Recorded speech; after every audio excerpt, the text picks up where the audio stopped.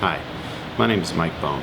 I'm a member of the Rocky Mountain chapter of the North American Rock Garden Society.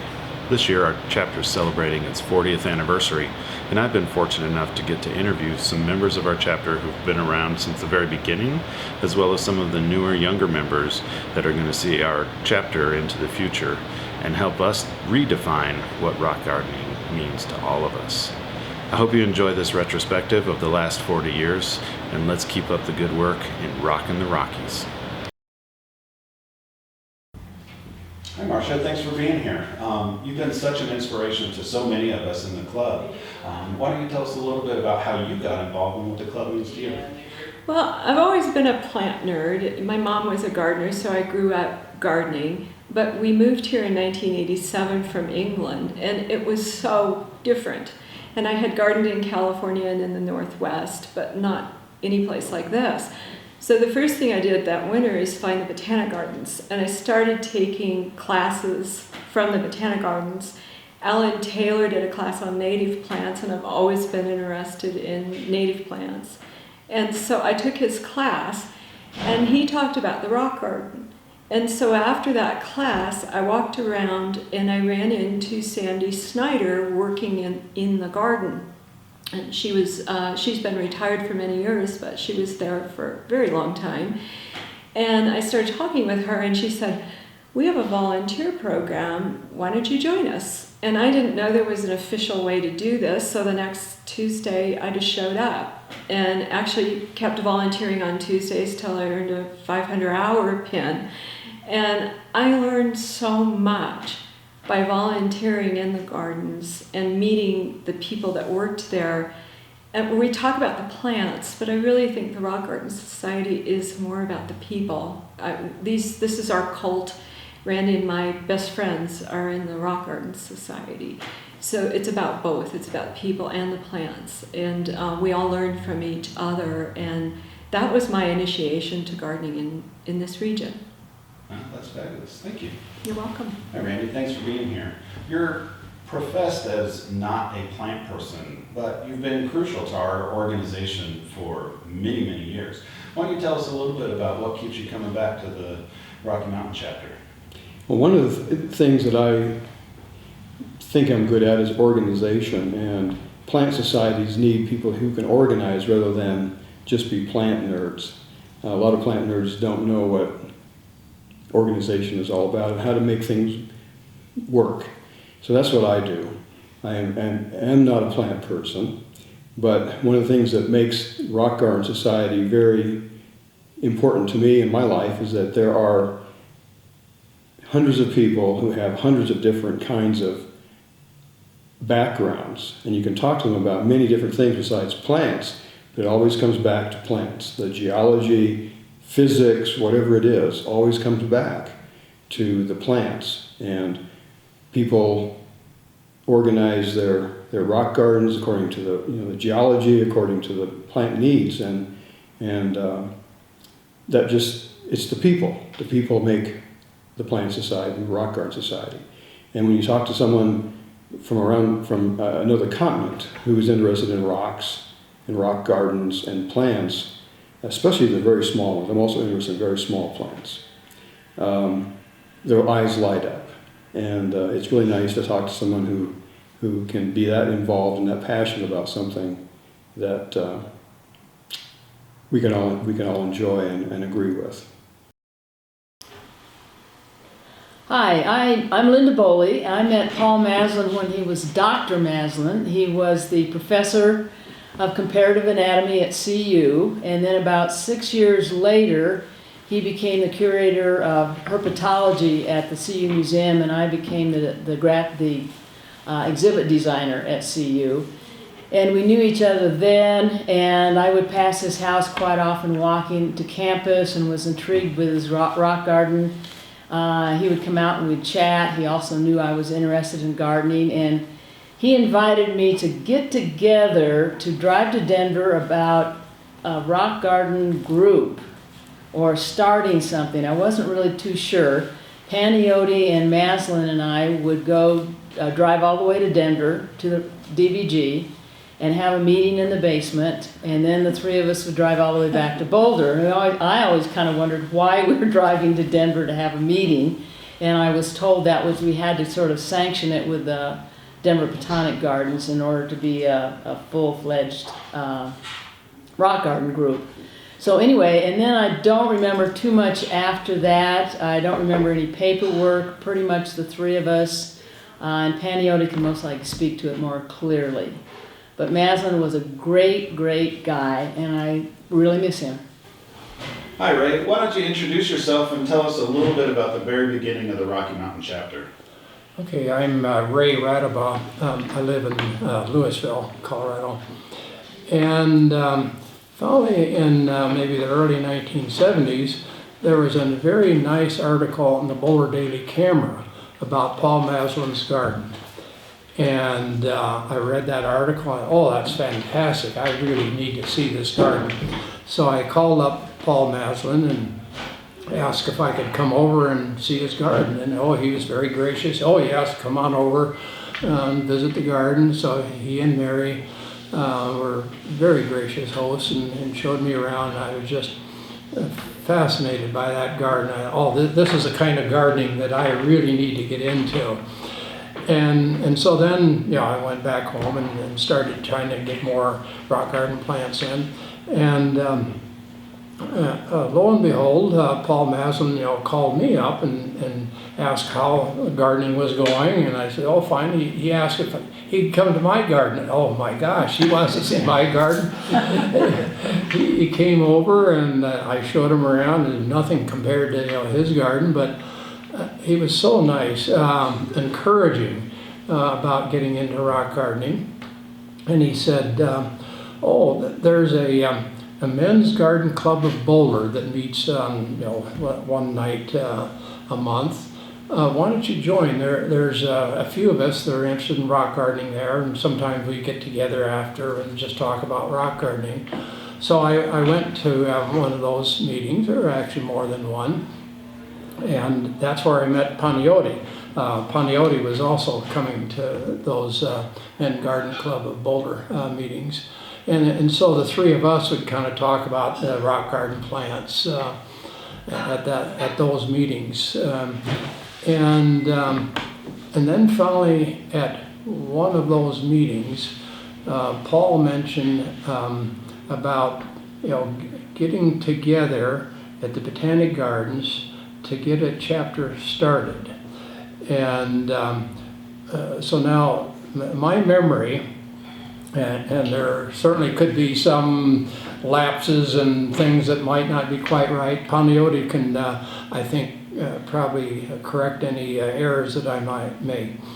But as I recall, then in 1976 was the Alpine 76. That was the first interim International Rock Garden Plant Conference.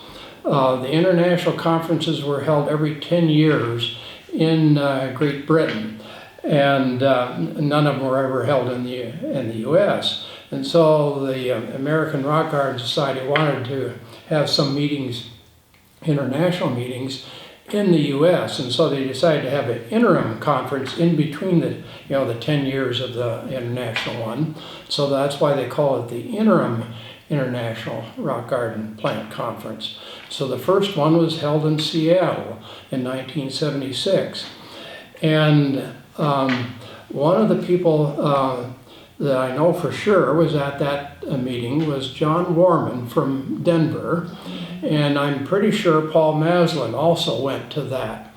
And it was at that meeting when Roy Davidson talked with John and Paul and said, oh, you ought to get a chapter started in the Denver area.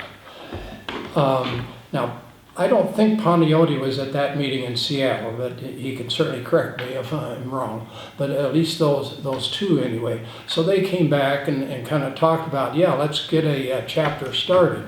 So it was then in the fall, and it may have been October, but I'm not quite sure. But that 76 meeting was in the summer, maybe June or July.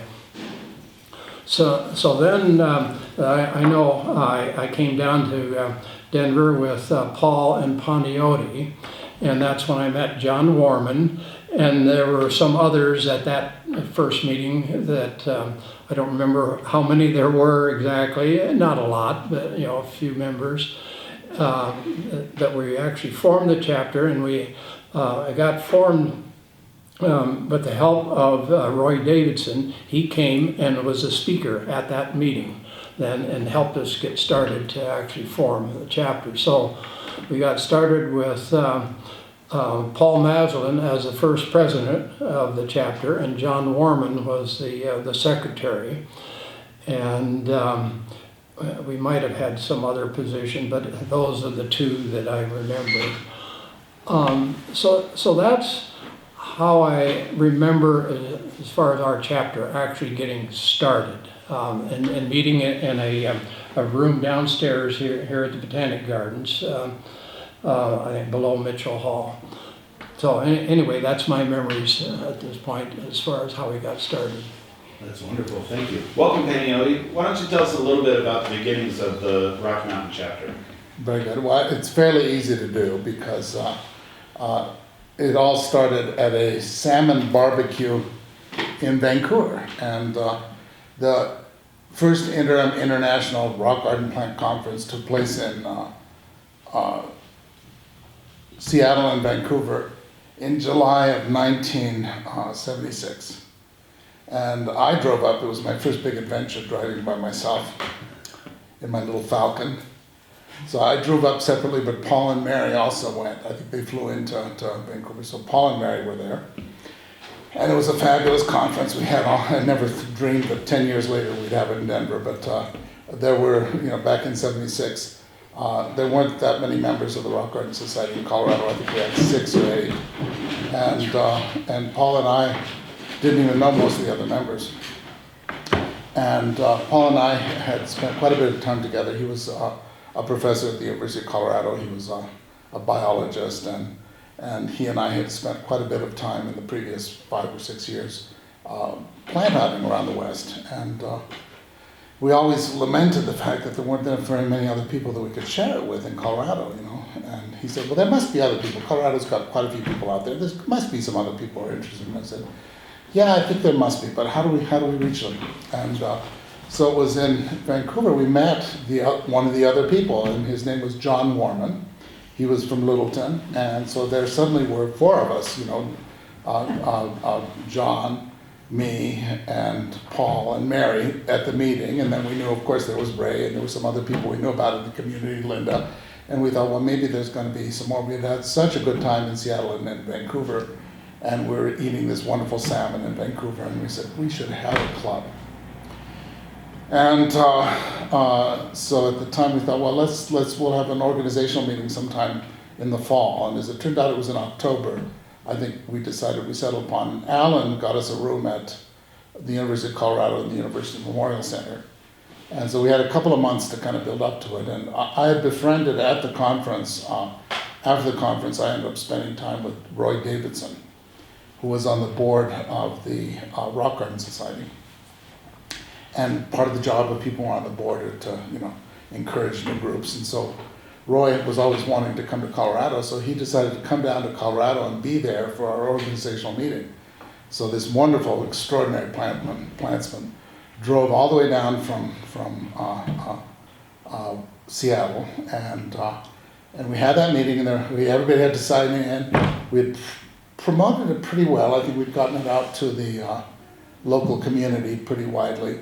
And there were about 40 people there, most of whom we never saw again, but at least they showed up then. And Roy got up and he gave a wonderful little spiel about what rock gardening was all about. And he talked for a while, and I remember some of the things he said. It's really about gardening with nature and really working with native plants. He said all the things that we all sort of believe in, but it was great hearing it from an expert from outside of town. He was a very well-spoken, wonderful man. And so that was kind of our initial meeting, and the thing about that meeting that I remember particularly was that Homer Hill was there, and Homer had decided that year to grow 10,000 Aquilegia saximontana, or some outrageous number, I don't know, 1,000, 2,000. He had grown all these Aquilegia saximontana because he was going to market them. It was the bicentennial of the United States. And he figured this was a very patriotic native little plant, and he was going to, and so he had a special label made, and he had grown all these Aquilegia saximontananas. The only problem was that he was so busy with his carnation business, he forgot to kind of market it, because it's a irresistible little plant, but it only blooms for a few weeks, and those happen to be very busy weeks in the nursery industry, so he had a lot of Aquilegia saximontana left over. And, so he brought them to the meeting to share with everyone, and he brought way too many. We all took one home, but he still had a few flats of it, and Roy Davidson said, I'll take them back to Seattle, and we'll sell them at our club there, and whatever we make, we'll give you for your treasury. And so he carted them all the way back to Seattle. They sold, I don't know, it was 50 or 100, however many there were, and they charged a couple dollars each. So we suddenly had a treasury with a couple $100 thanks to that first meeting. And so that was, that kind of got us started. Great, thanks a lot, PK. Hi, welcome back. Why don't you guys talk a little bit about the club in the early 80s and maybe talk a little bit about the rock garden here at DVG at that same time. You want to start with the club? Okay. Well, let me pick up right after the formation of the chapter in 1976. As I said before, I think Paul Maslin was the first president of the chapter, and then, but I don't remember whether it was for 1 year or 2 years. It might have been 2 years, and then I think Panayiotis became the president, the second one, and I think maybe Andrew Pierce might have become president after that, leading up into the 80s. I became president sometime, I think, in the early 80s. And then finally we had our first national meeting in the Boulder, Denver area, and I believe it was in 1982. And so we got used to organizing a conference, and it was at that conference that some of the national people encouraged us to think about having the second international one in 1986 in the Denver Boulder area. So we accepted that challenge and went ahead and started organizing this conference in 1986. And I'd like to interject about conferences. By that time, when we had conferences, we were ready to roll, and the big draw was taking people to the mountains and showing them the flowers, because erythrichiums grow here, but people from around the world came here. One day for a conference, we decided we'd get the people up early, have them hike around the mountains, take them to a cowboy dinner, make them look at a cowboy show, and then they could go home. Well, they rebelled. They broke the doors of the bus down because they wanted to go home early. They didn't want to stay for any show, and they barely ate their dinner of hot dogs and beans. So we learned to back off and not wrap people around so much at conferences, but it's not a forced march. However, some people complained because they weren't seeing enough flowers. I'll never forget the 80-year-old lady who had to go on the expert hike because she didn't want to miss any flowers. And we tried to convince her that in Colorado you could see all the same flowers on an easy hike and on an expert hike. We had chase cars then to take people down because they suffered altitude sickness. Nobody knew much about altitude sickness at that time, but we made sure they knew it afterwards, and when they saw a few people get sick and had to be rushed to lower altitude, they decided to pay attention. So it was quite an experience. Hey, why don't you tell us a little bit about the publication, Alpines 86? Okay, well, in the process of organizing this Alpines 86 conference, someone came up with the idea, and I don't know who it was. I think it was Andrew. Andrew, okay. Why don't we have a publication? We publish a book and give it out to all the people that are registered for the conference. So we then formed a committee to do that. Probably started maybe a year and a half before the Alpines 86 conference to get that put together. And here is the publication that we came up with. The committee, the list of the committee members. Here I was the chairman of it. Deanne Hall was picture editor. Gwen Caladice, the botanical editor. Panayoti Caladice, the horticultural editor, and Patricia Pachuta was the technical editor. And well, I certainly want to mention that Panayoti, with all of his connections with people around the world and around, you know, the country involved, he was very much involved in getting all the people to write different chapters for the book. There's about 40 chapters in the book, and Lorraine was one of the writers for one of the chapters. This certainly was a lot of work. We had meetings of this committee and some other people probably almost once a week for a year in order to get it all organized. We did hire actually an editor for it, and she was the one, let's see, Jean Williams was the editor for it. She was the one that did kind of the maybe the day-to-day interaction with all the writers, and Timber Press, who is the company who actually published the proceedings. So anyway, you were one of the writers. I wrote one of the chapters too, but what was your experience in writing this? It was the first thing I'd written since I'd been in college, and I hated every moment of it.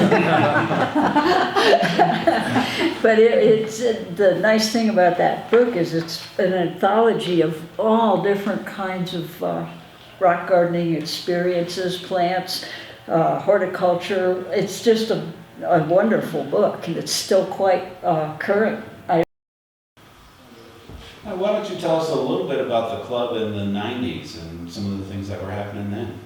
Well, one of the biggest things that happened in the 90s was we did a national meeting in 1993 at Vail, and we had 500 people sign up for that. So that was absolutely huge. It took the efforts of almost every single one of our club members to be involved in that, to be able to pull it off.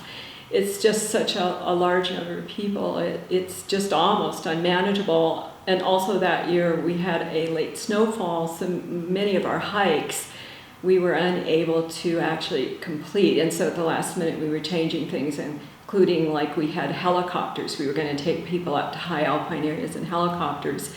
And the Forest Service wouldn't let us in because there was snow on the ground, and they were afraid the helicopters would damage the areas that were fragile that we were going to.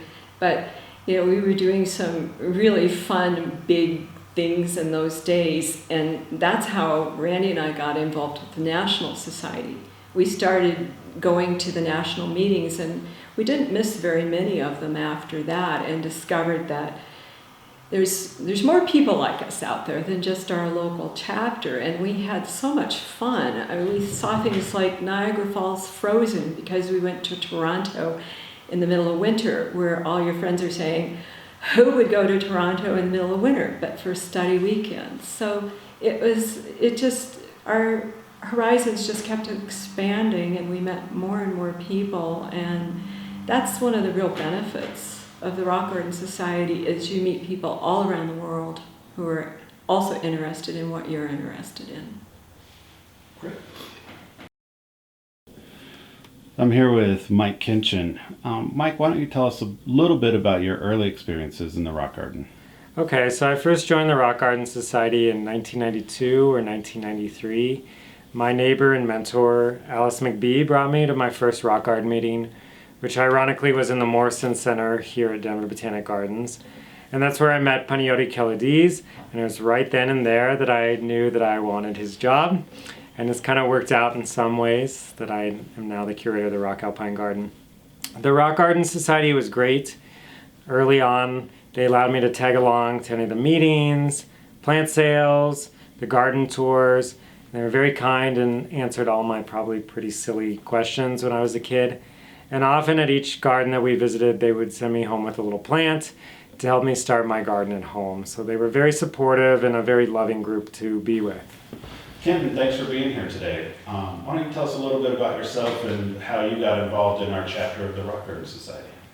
Well, I'm from Grand Junction, Colorado, born and returned there like a demented moth. And but when I was a young person, I gardened quite a bit, and there weren't close people to me there. There weren't, gardeners next door, and I didn't have access to the garden club or anything. But I got into it, and I would come over here for plant sales and things. So I had a little bit of access to the Rock Garden Club, the DBG's plant sale, and bought plants when I was a kid. And then when I moved out, I wound up meeting the club through finding the national club online, and then meeting different members who all said, you should come to one of these talks. It's all about the nerdy plant stuff you're into. And I came to one, and it was so much fun. There were so many cool people who knew a lot to teach everybody about that. I wound up volunteering for the food post to supply the food for things after that. I was hooked into the club instantly. Mike, why don't you tell us a little bit about your tenure in the rock garden here at DBG? So I officially started in 2004 in the Rock Alpine Garden. And it was great to have the Rock Garden Society as a support system for what we do here at DBG. They were great with bringing in speakers that we normally wouldn't have access to. They've offered a lot of financial support to the Rock Alpine Garden here at Denver Botanic Gardens. You guys helped pay for a mapping intern in 2006 that allowed us to inventory and map the entire Rock Alpine Garden. You guys have recently just given some money for flow meters for an irrigation project in the Rock Alpine Garden. Additionally, you've just kind of provided an outlet and support system for what we do. And hopefully we also in turn inspire people to join the Rock Garden Society by creating a beautiful rock garden for people Why to don't you look tell us at. a little bit about the 2010 meeting? Okay, well, the Salida meeting in 2010, I was treasurer of the NARGS, the national group, at a time when the national group was losing money, and I decided that we needed to look at a different way to organize a meeting. Traditionally, they had meetings in big hotels and paid exorbitant rates for rooms and for the meals and everything, and so we chose Salida as a place that was near Alpines, a very small town, and we found a place that was brand new. They had not really had very many meetings at it, but they had a fixed rate for the rental rooms. And so we decided to not have a hotel, a main hotel. We would have people get their own room reservations. We would give them transportation and rent this room that was right on the Arkansas River for the meeting. And it worked out very well. We had a small number of people at that meeting. It was about 130, but it did make a little bit of money, and we didn't skimp on anything, and it just kind of broke the mold for the way the national meetings were held, and just became a model for how things should go or could go when you had declining memberships and Mike, smaller you meetings. served about 6 years in a row on the board of our local chapter. Why don't you tell us a little bit about your experience with that? So it was great. It was really fun and supportive. I had a wonderful board when I was on the board. Great vice presidents and other board members. Always very supportive, and it was great to bounce ideas off of people. It also allowed me to develop hopefully some pretty nice leadership skills that I'll be able to take further along with me in life. And overall, it was just a great place to kind of learn how to run a society. And I appreciate everyone's comments and feedback during my tenure. It was incredibly important for me and actually fun when I look back upon it. Well, the Scottish trip was very interesting because we went to rent a bus, kind of one of those vans, and Paniotti signed up for the van, and then it ended up he was the only one that could drive it. So he had to drive the whole way and narrate the Scottish trip because he had some of these people that he wanted us to visit, and was one guy was the trough guy who was wrote the stone column. And he was a famous person around here because Pagnotti had talked about him a lot of times. Do you remember the woman whose garden was tombstones turned upside down? Oh, yes. She turned the tombstones from the graveyard upside down. Didn't use them for a rock garden, but used them for walking. Her patio. She told the minister or the priest that she wanted these. He said, okay, but don't turn them right side up because then I'll have to take them away from you and it's not allowed. But she did have a few of them showing the skull and crossbones as on her patio.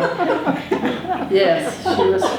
So we met a lot of fascinating people from England and Scotland who just enhanced our rock gardening desires. We were just coming into be known, and we saw more of them in Scotland than we'd ever seen before. And we also saw the Grand Scree at Edinburgh Botanic Garden. Hi, why don't you tell us a little bit about your field trip to the Bighorns? I was a member of the chapter by then for several years, and Clark Coe, who was a member, and myself prepared this trip. We made all the organization and everything. And by the way, this is the same trip that they took this year as the pre and after conference, the Wyoming trip. So everything was prepared and we were to leave, and I'm calling the last members of the chapter to remind them to don't forget this or do this. And my husband had a heart attack and I could not go, so I never went on that trip. But in later years, he and I made a private trip and took the exact same route. And all I know is that anybody that went on that trip had a wonderful time, and Sandy made me a video of the participants on that trip singing to me and enjoying the flowers, and there are some nice photos on that too. What year was that trip? 97. Yeah. Is it 97? One of the things I remember about it was Gwen leading singing, and of her, she called it Hymn to Kelsia on the bus. And then the other thing she did, which was hilarious, was our bus broke down on the last day, and she had everybody out on the grass waiting for the new bus to come, doing exercises. We did yoga and all sorts of stretches, and it was hilarious. Oh, that was when we also said the last person on the bus had to sing. That's right. And the last person was usually Lorraine Yates. Most of the time. I know Fermi and I were juggling to be back before each other. That was a very fun trip. I think you, Sandy, and Pagnotti were actually the tour leaders for the trip, because I've got pictures. A little bit about your activity with the club and some of the things you've done. Right. When I could, I took in as many lectures and things as I could because they were awesome national and international speakers. So I got totally addicted to that. And I was surprised when I started to be invited to actually share something. But the club provides tons of opportunities to provide and give. And there's a variety of big and small and serious and expensive or cheap things to do with the club. So there's no excuse not to get out there and do something fun. Like the wildflower tours, the Unhikes. Our tours in the Bighorns were pretty cool. I'd never been to Wyoming and didn't know anything about the plants before the tour. By the end of it, I knew a heck of a lot more and knew a lot of people a lot better. It was a small, intimate tour in a really cool place. And it was a lot of fun with people and place. And the plants were also happened to be cool, you know. But the environment was just as much fun as the actual plant and botanizing. It was a hoot. And I'm jazzed that the club and the national club are going to be doing more actual tours nationally and internationally. That's good. Why don't you tell us a little bit about the 2003 meeting in Breckenridge? I'd love to talk about it. Again, I don't have all of the details, but I know what my part was. I was to be the guide trainer. And we spent 2 years before that conference training people from the Native Plant Society and the Rock Garden Society, which for me was a real coup to bring these two groups together. And we ended up with like 60 guides, all speaking botanic terms, scientific language, and we did field trips for those 2 years. It was just an amazing time, and it just produced this group of guides who were remarkable. They set the standard of excellence for the following conferences for every place. It was really, and for me, it was just special because I met so many neat people, and so many dear friends that are still dear friends came from that conference.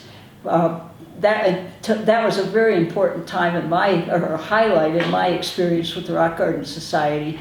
Just the opportunity to show people how to speak botanically and how to learn to love all these alpines that we were seeing. The conference itself was excellent also because of the weather. We had wonderful weather for that particular trip. Hi Kathleen, why don't you tell us about some of the wonderful field trips that you've helped organize and lead? Well, I can. When all these other field trips were going on, I was still working, and I didn't have much chance to go to any of these places because of no days off, or I was short of money. So then one year I said, well, if other people can organize field trips, why can't I? And I get people to go someplace that I want to go, to come with me. So the first one, we had a speaker at a banquet, Stephen Jones, who had talked about the sandhills of Nebraska. So I thought, well, let's just see if I could ask him to meet us up there in the sandhills. So he agreed, and we organized a field trip to go up to the sandhills. And Linda was on this trip. That was the first one. And why don't you talk about I remember the highlight of that trip was astragalus with the big pods, colorful pods. Ceramicus? Ceramicus. Yeah. That was the highlight of the whole trip, was this astragalus with these big, huge, colorful pods. And the blowout penstemon. And the blowout penstemon, that's right.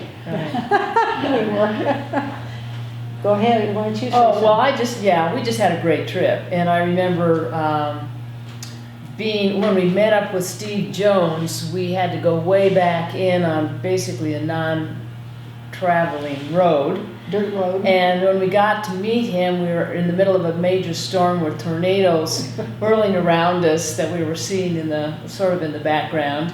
And then Steve said, we got to get out now or it'll be flooded and we'll never get out. So we went through some pretty big mud puddles, which were really fun because they could spray up on both sides of the car. And I remember at the end of the trip, we left that van with more mud in it than anything. And we just figured that's their problem, not ours. And then I organized a couple of other trips up to the Badlands of South Dakota. And that Joan and Geza were on that trip, and that was a really beautiful trip. A woman from Hot Springs, South Dakota, Cindy. I forget her last name. She's a member. She and her husband, they're life members for this. Right, and I'm ashamed for my. Yeah, I can't think of the name either. But anyway, they came along and showed us many nice places to find wildflowers. And we spent, a day and a half or two at the Badlands. Two, yeah.